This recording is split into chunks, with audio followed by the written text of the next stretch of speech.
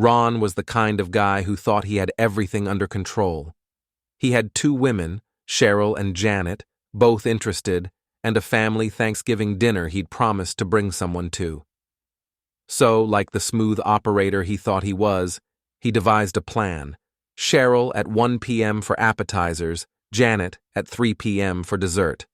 Flawless, right? Except Ron wasn't as smooth as he thought. While juggling texts, he accidentally sent both women the 1 p.m. invite. Thanksgiving Day arrived. Ron was dressed to impress, ready to charm, when the doorbell rang. Cheryl was early, her smile dazzling, a pecan pie in hand.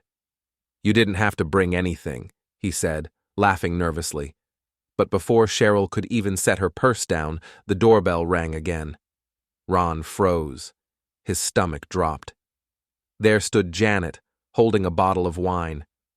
"Happy Thanksgiving," she said, stepping inside. The moment Janet spotted Cheryl, and Cheryl spotted Janet, the room's temperature dropped by about 20 degrees. Cheryl arched an eyebrow. "Ron, you didn't tell me you had another guest." Janet smiled sweetly, but her eyes narrowed. "Oh, I didn't realize this was a group activity." Ron stammered. Surprise? My family loves a full house?" The two women exchanged a knowing look. Cheryl sat down at the table.